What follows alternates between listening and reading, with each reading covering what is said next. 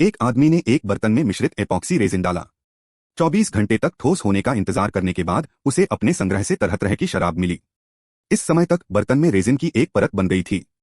उसने इन बोतलों को सतह पर बेतरतीब ढंग से रख दिया। दरअसल आज उसे अचानक एक विचार आया। वह बोतलों और रेजिन का उपयोग करके एक विशेष टेबल बनाना चाहता था। उसने बर्तन के निचले भाग में एक छोटा छेद किया ताकि वह एक लाइट स्ट्रिप डाल सके। फिर उसने यूवी रेजिन से छेद को सील कर दिया। इसके बाद उसने खुली लाइट स्ट्रिप को नीचे के चारों ओर लपेटा।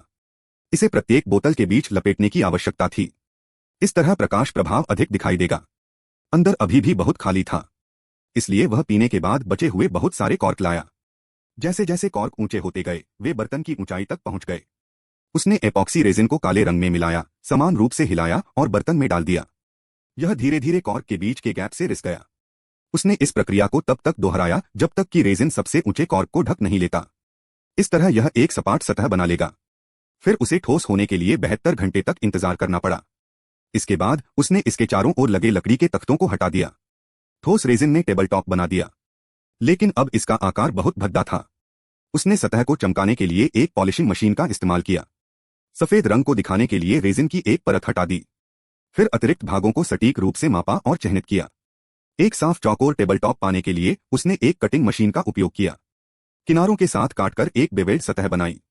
सभी 4 किनारों को इस तरह से संसाधित करने की आवश्यकता थी। इसे साफ करने के बाद वह देख सकता था कि टेबल टॉप का आकार बदल गया है। उसने सतह पर एपॉक्सी रेजिन डालना जारी रखा। सफेद फिल्म स्पष्ट और पारदर्शी हो गई। उसने रेजिन को टेबल टॉप के हर कोने में समान रूप से फैला दिया। टेबल कांच की तरह साफ लगने लगी। इसके बाद उसने मोर्टिस और टेनन जोड़ों का इस्तेमाल किया। पहले कुछ तैयार लकड़ी की पट्टियों को जोड़ा, फिर उन्हें टेबल के पैरों में जोड़ा। इस तरीके से मजबूत स्थिरता मिली। पैरों को जोड़ने के बाद क्लैंप हटाने से पहले उन्हें 24 घंटे तक फिक्स करने की आवश्यकता थी। उसने लकड़ी को कीड़ों से बचाने के लिए वुड स्टेन लगाया। फिर टेबल के पैरों को टेबल टॉप से जोड़ा। टेबल टॉप और पैरों को एक छेद बनाने के लिए प्रत्येक शीर्ष कोने को टिका और कीलों से फिक्स किया। इस प्रकार हस्तनिर्मित DIY रेजिन टेबल पूरी हो गई। तो आपको उसकी रचनात्मकता कैसी लगी?